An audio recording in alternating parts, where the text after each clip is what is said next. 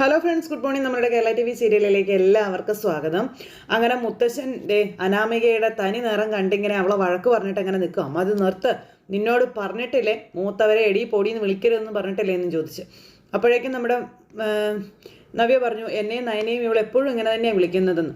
അപ്പം അങ്ങനെ പറഞ്ഞ് നവ്യ ഇത് പറഞ്ഞു കഴിഞ്ഞപ്പോഴത്തേക്കും മുത്തശ്ശി പറഞ്ഞു, പരസ്പരം അങ്ങോട്ടും ഇങ്ങോട്ടും ചെളിവാരി എറിയാനല്ല നോക്കേണ്ടത്, ഇപ്പോഴുള്ള ആ സ്വഭാവമൊക്കെ മാറ്റി നല്ല രീതിയിൽ മുന്നോട്ട് പോകാനാണ് നോക്കേണ്ടതെന്ന്. അങ്ങനെ അതൊക്കെ പറഞ്ഞ് മുത്തശ്ശി അങ്ങ് പോയി. അനാമികയും നവ്യയും കൂടി ഇങ്ങനെ അവിടെ നിൽക്കുക. അനാമികയ്ക്കാണെങ്കിൽ ഭയങ്കര കലിപ്പും കാര്യങ്ങളും ഒക്കെ ആട്ടോ. ദേഷ്യം എന്ന് പറഞ്ഞാൽ അങ്ങ് ഏറ്റവും ദേഷ്യം. അങ്ങനെ ദേഷ്യപ്പെട്ട അനാമിക നേരെ റൂമിലേക്ക് പോയി. അപ്പോൾ റൂമിലേക്ക് പോയി അനാമിക അവിടെ പോയിരുന്ന് ഇങ്ങനെ ആലോചന അങ്ങ് തുടങ്ങി. ആലോചന തുടങ്ങിയത് വേറൊന്നുമല്ല, ജാനകിയായിട്ടുള്ള ആലോചനയാണ്. ജാനകിയും അതുപോലെ തന്നെ ജലജയും ഉണ്ട്. ഇവർ 3 പേരും കൂടി അവിടെ ഇരുന്ന് ഇങ്ങനെ ചർച്ച ചെയ്യുക. എന്താണിപ്പോൾ ഇവിടെ പെട്ടെന്ന് നമുക്കിടയിൽ സംഭവിച്ചത്? ഒരു സുപ്രഭാതത്തിൽ വല്യമ്മ പറഞ്ഞെന്നും പറഞ്ഞ് അവൾ വീട്ടിലേക്ക് പോയിരിക്കുന്നു.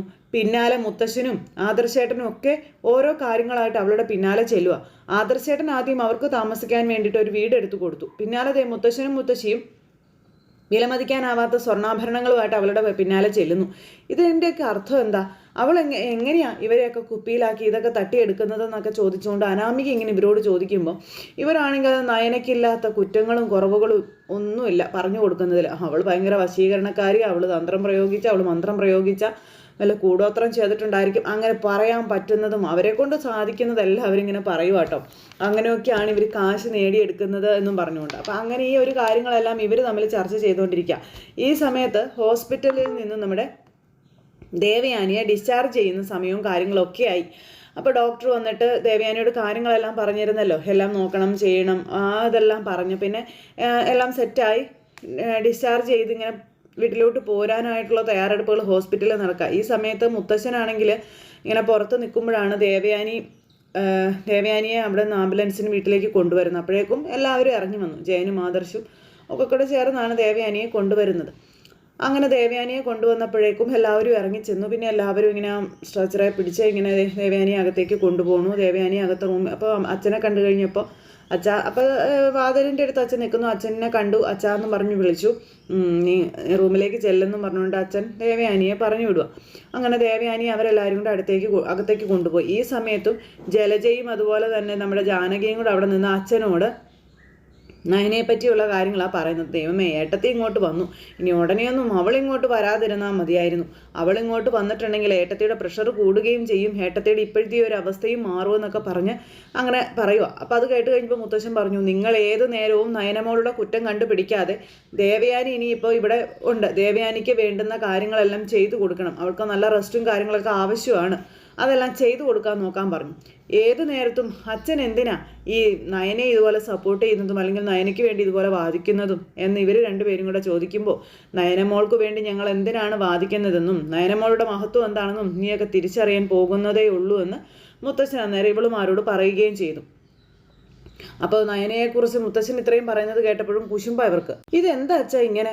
അവളിങ്ങോട്ട് വരാതിരിക്കുമ്പോഴല്ലേ ഈ വീട്ടിൽ സമാധാനം ഉണ്ടാവുക എന്ന് ചോദിക്കുമ്പോൾ അത് നിങ്ങൾക്ക് അവൾ വന്നാലേ സമാധാനം കിട്ടൂ എന്നുള്ളവരും ഈ വീട്ടിലുണ്ട്. അതുകൊണ്ട് തന്നെ നയനമോളുടെ അച്ഛൻ്റെയും അമ്മയുടെയും കാല് പിടിച്ചിട്ടാണെങ്കിലും അവളെ ഇങ്ങോട്ടേക്ക് ആദർശം ജയനും ഒക്കെ കൊണ്ടുവന്നിരിക്കും എന്നും പറഞ്ഞ് നമ്മുടെ മുത്തശ്ശൻ ഇങ്ങനെ പറയുക. അതിൽ നിങ്ങളാരും വിഷമിക്കേണ്ട കാര്യമില്ല, നിങ്ങൾ അതിനെപ്പറ്റി ചിന്തിക്കേണ്ട കാര്യമില്ലെന്നും പറഞ്ഞു. അതും പറഞ്ഞ് മുത്തശ്ശൻ എന്നിട്ട് അവിടെ നിന്ന് അകത്തേക്ക് കയറിപ്പോയി. എന്നാലും എൻ്റെ ജാനകി, അവൾ എന്ത് കൈവശം ഇവർക്കൊക്കെ കൊടുത്തിരിക്കണതെന്ന് ജലജ അങ്ങനെ ചോദിക്കുക. അവൾ കുടുംബത്തോടെ മയക്കിയെടുക്കുന്നവളാണല്ലോ, അതുകൊണ്ട് തന്നെ തന്തയും തള്ളയും അവളും അനിയത്തി എല്ലാവരും കൂടെ ചേർന്ന് എന്തെങ്കിലും കലക്കി കൊടുത്തതായിരിക്കും എന്നും പറഞ്ഞു. അങ്ങനെ ജാനകിയും പറയും, ഇവിടുന്ന് ന്യൂസ് കൊടുക്കാനായിട്ട് ഒരുത്തി ഇവിടെ ഉണ്ടല്ലോ, ബാക്കിയുള്ളവളുമാരൊക്കെയാണല്ലോ അവിടെ ഉള്ളതെന്നൊക്കെ പറഞ്ഞു. അങ്ങനെ ഏതായാലും ഇതങ്ങനെ വിട്ടുകൊടുക്കാൻ പറ്റത്തില്ല, എന്തിനു വേണ്ടിയിട്ടാണ് നയനയ്ക്ക് വേണ്ടി ഇങ്ങനെ കൈയഴിച്ച് സഹായങ്ങൾ ചെയ്യുന്നത് എന്ന് അറിഞ്ഞേ പറ്റുമെന്നും പറഞ്ഞുകൊണ്ട് ജലജ ഇങ്ങനെ അവിടെ നിൽക്കുക. ഈ സംഭവങ്ങളും കാര്യങ്ങളും എല്ലാം കഴിഞ്ഞു. ദേവയാനിയെ കൊണ്ടുവന്ന് റൂമിൽ കിടത്തി. അപ്പോൾ പതുക്കെ റൂമിൽ കിടത്തി ആംബുലൻസ് പോവുകയും ചെയ്തു. ദേവയാനിയെ റൂമിൽ കിടത്തി കഴിഞ്ഞപ്പോൾ ജയനും ഒക്കെ കൂടെ അടുത്തേക്ക് ചെന്നു. അവിടെ അടുത്ത് ചെന്നിരുന്നിങ്ങനെ ഇനിയിപ്പോൾ റെസ്റ്റ് എടുക്കണമെന്നും അതുപോലെ തന്നെ കിടക്കണമെന്നൊക്കെയുള്ള കാര്യങ്ങളൊക്കെ പറയുവാണ്. താൻ ആവേശം മൂത്ത് എഴുന്നേറ്റ് പോകരുത് തുടങ്ങിയ കാര്യങ്ങളൊക്കെ പറഞ്ഞു. അപ്പോൾ ഡോക്ടറിനോട് പതുക്കെ നടക്കാൻ പറഞ്ഞിട്ടുണ്ടല്ലോ ചേട്ടാ എന്ന് പറയുമ്പോൾ ഡോക്ടർ പറഞ്ഞിട്ടുണ്ട്, ഓക്കെ, പക്ഷേ റെസ്റ്റ് എടുക്കുന്നിടത്ത് റെസ്റ്റ് എടുക്കണ്ടേന്ന് ചോദിച്ചു. അങ്ങനെ അതും പറഞ്ഞ് ഇവരിയ്ക്കുമ്പോഴാണ് മുത്തശ്ശനും മുത്തശ്ശിയും കൊണ്ട് ദേവയാനിയുടെ റൂമിലേക്ക് കയറി ചെല്ലുന്നത്. ദേവയാനി കണ്ടു കഴിഞ്ഞപ്പോഴത്തേക്കും അവർ നടത്തിയിരുന്നു. ദേവയാനി വേഗം അച്ഛാ ഇനിയിപ്പോൾ പേടിക്കാനൊന്നും ഇല്ല അച്ഛാ എന്നും പറഞ്ഞ് അച്ഛനോട് പറയാം. ആ പേടിക്കാനൊന്നും ഇല്ലയെന്ന് എനിക്കറിയാം എന്ന് പറഞ്ഞു. നിന്നെ സഹായിച്ച ആളെ പറ്റി എന്തെങ്കിലും വിവരം നിനക്ക് അറിഞ്ഞോ എന്ന് ചോദിച്ചപ്പോൾ ഞാനത് എത്ര വട്ടം കൊണ്ട് ഇവരോട് ചോദിക്കുന്നതാണെന്നറിയോ. എനിക്ക് ആ കുട്ടിയൊന്ന് കാണാനേ അതിയായ ആഗ്രഹമുണ്ട് അച്ഛാ. എന്തായാലും ആ കുട്ടി ഇന്നത്തെ ലോകത്തെ പെൺകുട്ടികൾക്ക് വലിയൊരു മാതൃകയാണ്. പ്രത്യേകിച്ച് എൻ്റെ മരുമകളെ പോലെ ഉള്ളവൾക്കൊക്കെ കുടുംബസ്നേഹമുള്ള കുട്ടിയാണ് എനിക്ക് കരൾ തന്നത് എന്നൊക്കെ പറയുമ്പോൾ അത് നീ പറഞ്ഞത് ഏതായാലും സത്യമായ കാര്യം തന്നെയാണ്. കുടുംബസ്നേഹം ഇല്ല എന്നുണ്ടെങ്കിൽ ആൾക്കാർക്ക് വേണ്ടി സ്വന്തം ജീവൻ പോലും കൊടുക്കാൻ ആരും തയ്യാറാവില്ല. അങ്ങനെയുള്ള ഈ ഒരു സമയത്താണ് ആ കുട്ടി നിനക്ക് വേണ്ടി വലിയൊരു ത്യാഗം ചെയ്തത്. ആ കുട്ടിയെ നീ മറ്റാരും വെറുത്താലും ആ കുട്ടിയെ നീ വെറുക്കാൻ പാടില്ല എന്നൊക്കെ പറഞ്ഞു. അതെന്താ അച്ഛൻ അങ്ങനെ പറഞ്ഞു? ഞാൻ ആ കുട്ടിയെ വെറുക്കുമോ അച്ഛാ? എനിക്ക് ജീവൻ നൽകിയ ആ കുട്ടിയെ ഞാൻ ഒരിക്കലും വെറുക്കില്ല എന്നും പറഞ്ഞുകൊണ്ട് ദേവയാനി പറയും. ഞാൻ കണ്ടിട്ട് പോലും ഇല്ലാത്ത ആ കുട്ടി എനിക്ക് വേണ്ടി ഇത്രയും വലിയൊരു കാര്യം ചെയ്തെങ്കിൽ ആ കുട്ടി എത്ര നല്ല മനസ്സിനുടമയായിരിക്കും എന്നൊക്കെ പറഞ്ഞു. അത് നിനക്ക് തിരിച്ചറിയാവല്ലോ. പിന്നെ നിനക്ക് രക്തം തരാനും അല്ലെങ്കിൽ കരൾ തരാനും ഒക്കെ പാകത്തിന് ഒരാൾ നമ്മുടെ കുടുംബത്തിൽ തന്നെ ഉണ്ടായിരുന്നു. നീ ഏറ്റവും കൂടുതൽ സ്നേഹിക്കുന്ന അനാമിക മോള്. എന്നിട്ട് ആ കുട്ടി നിനക്ക് വേണ്ടി എന്തെങ്കിലും ചെയ്തോ എന്ന് ചോദിച്ചപ്പം അനാമിക മോൾ എനിക്ക് വേണ്ടി എല്ലാം ചെയ്യാൻ വേണ്ടി കാത്തിരുന്നതാ. പക്ഷേ അപ്പോഴേക്കും ആൾ വന്നതുകൊണ്ടാണെന്ന് പറയുമ്പം നീ ഇങ്ങനെ കണ്ണടച്ചിരുട്ടാക്കരുത് ദേവയാനി. നയനമോളാണ് അത് ചെയ്യാൻ വേണ്ടി വരും എന്ന് പറഞ്ഞിരുന്നെങ്കിൽ ഇവിടെയുള്ളവരൊക്കെ അത് വിശ്വസിച്ചേനെ. പക്ഷേ അച്ഛാ ഞാനിപ്പോൾ ഹോസ്പിറ്റലിൽ നിന്ന് ഡിസ്ചാർജായി വന്നതേ ഉള്ളൂ. വന്ന് കയറിയപ്പോൾ തന്നെ അവരുടെ കാര്യം അച്ഛൻ എന്നോട് പറയരുത്. എനിക്കത് കേൾക്കാൻ തീരെ താല്പര്യമില്ല എന്ന് പറയുമ്പോൾ അവളെ കേൾക്കാൻ നീ താല്പര്യപ്പെടുന്ന സമയങ്ങളൊക്കെ വരും ദേവയാനി എന്നും പറഞ്ഞു മുത്തശ്ശി ഇങ്ങനെ പറഞ്ഞു. ഇനിയിപ്പോൾ ഏതായാലും അതും ഇതൊന്നും അങ്ങോട്ടും ഇങ്ങോട്ടും പറയണ്ട, നന്നായി നീ റെസ്റ്റ് എടുക്കാൻ പറഞ്ഞു മുത്തശ്ശി ദേവയാനിയോട്. അതും പറഞ്ഞിട്ട് ഇവരങ്ങ് പോയി കഴിഞ്ഞപ്പോൾ അനി അടുത്തുണ്ടായിരുന്നു. അപ്പോൾ അനിയും അടുത്തുണ്ട്, അതുപോലെ തന്നെ ഇവരെല്ലാവരും അടുത്തുണ്ട്. എന്തിനാ ജയേട്ടാ ഏത് നേരവും ഇങ്ങനെ അവളെ തന്നെ എല്ലാവരും പാടി പുകഴ്ത്തുന്നത്? എനിക്കത് കേൾക്കാൻ ഇഷ്ടമല്ല എന്ന് അറിഞ്ഞിട്ടാണോ അവളെപ്പറ്റി ഏത് നേരവും എൻ്റെ മുന്നിൽ വന്നിരുന്ന് ഇങ്ങനെ ഘോര പ്രസംഗിക്കുന്നതെന്നൊക്കെ ദേവയാനി ചോദിച്ചു. അപ്പോൾ അവരുടെ മനസ്സിലെ ആഗ്രഹം അവരുടെ മനസ്സിലെ ആ ഒരു ചിന്ത അവർ പറഞ്ഞു. അത് പറയുന്നതിന് നീ എന്തിനാ ദേഷ്യപ്പെടുന്നതെന്ന് ചോദിച്ചു. നയനമോളെ അവർക്ക് ഇഷ്ടമായതുകൊണ്ടാണ് അവർ നയനമോളെ പറ്റി പറയുന്നത്. അതിന് നീ ഇങ്ങനെ മുഖം വീർപ്പിച്ചിട്ടൊന്നും കാര്യമില്ല എന്ന് പറയണം. അപ്പം അങ്ങനെ പറഞ്ഞു. ഇത് പറഞ്ഞു കഴിഞ്ഞപ്പോഴത്തേക്കും ജയൻ ദേഷ്യപ്പെട്ടങ്ങ് ഇറങ്ങിപ്പോയി. ഈ സമയത്ത് അനി അങ്ങോട്ട് ദേവയാനിയോട് വർത്താനൊക്കെ പറയാം. വല്യമ്മ ഇങ്ങനെ ഇപ്പോൾ ടെൻഷൻ അടിക്കല്ലേ, ടെൻഷൻ അടിക്കാനൊന്നും ഉള്ള ഒരു സാഹചര്യമല്ല ഇപ്പോൾ ഉള്ളത്. വല്യമ്മ ശരിക്കും റെസ്റ്റ് എടുക്കേണ്ട സമയമാണിത്. വല്യമ്മ റെസ്റ്റ് എടുക്കാൻ പറഞ്ഞു. എങ്ങനെ ഞാൻ റെസ്റ്റ് എടുക്കുവേടാ? ഏത് നേരവും അവളുടെ പാട്ടും പാടിക്കൊണ്ടല്ലേ എൻ്റെ അടുത്തേക്ക് വരുന്നത്. മനസ്സിന് ഒരു നിമിഷം പോലും സമാധാനം കൊടുക്കാൻ ആരും സമ്മതിക്കുകയല്ലോ എന്നും പറഞ്ഞുകൊണ്ട് ദേവയാനി ഇങ്ങനെ പറഞ്ഞു. അല്ല അതൊക്കെ പോട്ടെ, നീ എന്തിനാ ഏത് നേരവും അവളെ കാണാനായിട്ട് അങ്ങോട്ട് പോകണേന്ന് ചോദിച്ചു. എങ്ങോട്ട് പോകുന്നു? നീ ഏത് നേരവും നയനയുടെ വീട്ടിലേക്ക് പോകുന്നത് എന്തിനാ? അങ്ങോട്ടേക്ക് നീ പോകുന്നത് അനാമിക മോൾക്ക് ഇഷ്ടമല്ല എന്നുള്ള കാര്യം നിനക്കറിയില്ലേ? പ്രത്യേകിച്ച് അവളുടെ അനിയത്തി അവിടെ ഉള്ളപ്പോൾ, അവളുടെ അനുജത്തി അവിടെ ഉള്ളപ്പോൾ നീ അങ്ങോട്ട് പോകുന്നത് തീരെ ശരിയല്ലെന്നും നിന്നെ വശീകരിച്ച് പിടിക്കാൻ വേണ്ടി ഇരിക്കുന്നവരാണ് അവരൊക്കെ എന്ന് പറയുമ്പം അയ്യോ വല്യമ്മ എന്തൊക്കെയാണ് പറയുന്നത്? ഞാൻ ഒരിക്കലും നന്ദുവിനെ കാണാനായിട്ട് അങ്ങോട്ടേക്ക് പോകുന്നതല്ല. ഞാൻ പോകുന്നത് ഏട്ടത്തിയെ കാണാനാണെന്ന് പറഞ്ഞപ്പോൾ ഏട്ടത്തിയെ കാണാനോ? അവളെന്താ അവിടെ എന്നെക്കാളും വലിയ അസുഖക്കാരിയായിട്ട് കിടക്കുവാണോ? അവൾക്കെന്താ വലിയ അസുഖം വല്ലതും ഉണ്ടോ എന്ന് ചോദിച്ചപ്പോഴത്തേക്കും അനി വല്ലാതെ ഇതായി. അതല്ല ഏട്ടത്തി ഇവിടെ നിന്ന് പോയത് വല്യമ്മ പറഞ്ഞിട്ടാണല്ലോ. മലയ്ക്ക് പോയിട്ട് വരുന്നത് വരെ ഏട്ടത്തി ഇനി ഇവിടെ ഉണ്ടാവില്ലല്ലോ. അപ്പോൾ അതുകൊണ്ട് ഏട്ടത്തിയെ കാണാൻ വേണ്ടി പോയതാണെന്ന് പറഞ്ഞു. എന്തിനാടാ ഈ വീട്ടിലേക്ക് സ്ഥാനമില്ലാത്തവളുമാരുടെയൊക്കെ പിന്നാലെ നടന്ന് നീയൊക്കെ അവളെ ഇങ്ങ് വിളിച്ചുകൊണ്ട് വരാനായിട്ട് നോക്കുന്നത്? അതിൻ്റെ ആവശ്യം എന്താടാ എന്നൊക്കെ ചോദിച്ചുകൊണ്ട് ഇങ്ങനെ ദേഷ്യപ്പെട്ടു. അപ്പോൾ വല്യമ്മയ്ക്ക് ഏട്ടത്തി ഇന്ന് വരെ മനസ്സിലായിട്ടില്ല എന്ന് പറയുമ്പോൾ എനിക്ക് അവളെ മനസ്സിലായതുപോലെ മറ്റാർക്കും അവളെ മനസ്സിലായിട്ടില്ലടാ എന്നും പറഞ്ഞുകൊണ്ട് നേരം വല്യമ്മ മോനോട് പറയുക. വല്യമ്മയോട് തർക്കിക്കാനൊന്നും ഞാൻ ആളല്ല. എന്തായാലും ഞാൻ അനാമിക പറയുന്നത് പോലെ തെറ്റായ ഒരു രീതിയിൽ സഞ്ചരിക്കുന്ന ആളല്ല. അനാമികയ്ക്ക് വല്യമ്മയ്ക്ക് എന്നേക്കാളും വിശ്വാസം അനാമികയാണെന്ന് എനിക്കറിയാം. അമ്മായിയുടെ വിശ്വാസം, വല്യമ്മയുടെ വിശ്വാസം അതെങ്ങനെയാണെങ്കിലും അങ്ങനെ തന്നെ ഇരുന്നോട്ടെ. പക്ഷേ അനാമികയുടെ ഈ സ്വഭാവത്തെ അംഗീകരിക്കാനും അവളുടെ ചെയ്തികൾക്ക് വേണ്ടിയിട്ട് എൻ്റെ ജീവിതം നശിപ്പിക്കാനും ഞാൻ തയ്യാറല്ല എന്ന് പറഞ്ഞു.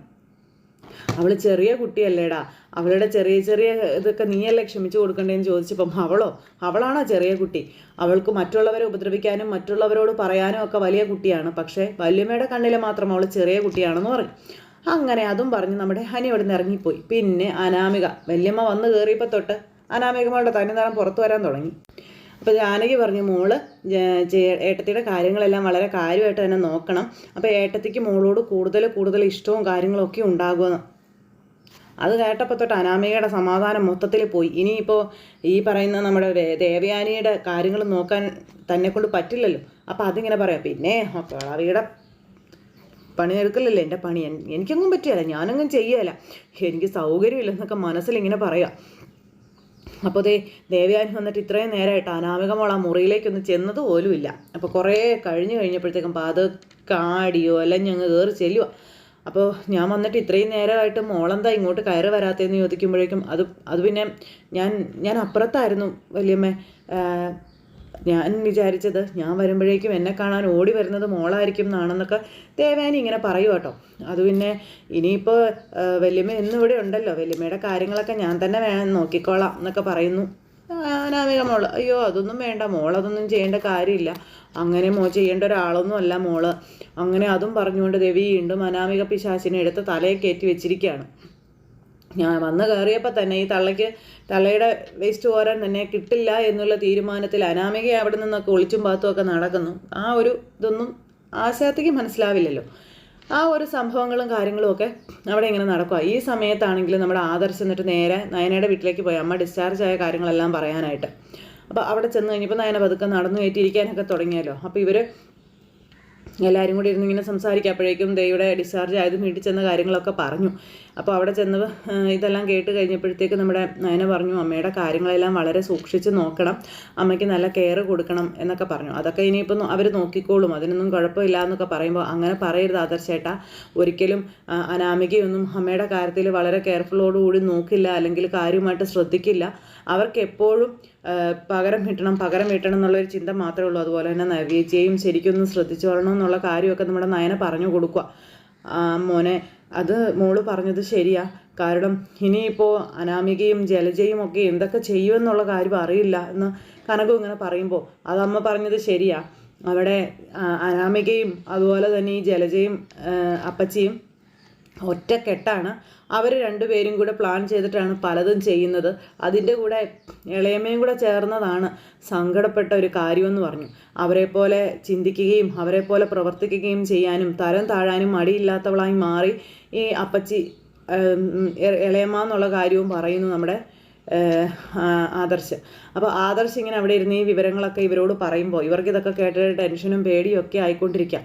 അപ്പോൾ നയന പറഞ്ഞു, നീ ഒന്നുകൊണ്ടും പേടിക്കണ്ട, ഞാനല്ലേ അവിടെ ഉള്ളത്, ഞാൻ നോക്കിക്കോളാം എല്ലാം എന്നൊക്കെ പറയണം. അപ്പോൾ അങ്ങനെയൊക്കെയുള്ളൊരു സിറ്റുവേഷനും കാര്യങ്ങളൊക്കെ കൂട്ടി ഇണക്കിക്കൊണ്ട് ഇന്നത്തെ നമ്മുടെ കഥ വരാനിരിക്കണം. അപ്പോൾ ആരും തന്നെ മിസ് ചെയ്ത് കളയരുതിട്ടോ. എല്ലാവരും കാത്തിരുന്ന് കാണണേ. എല്ലാവർക്കും നല്ലൊരു ദിവസം ആശംസിക്കുകയാണ്. എല്ലാവരുടെയും സപ്പോർട്ടിനും സ്നേഹത്തിനും ഒത്തിരി നന്ദി ഹൃദയത്തിൻ്റെ ഭാഷയിൽ അറിയിക്കുന്നു.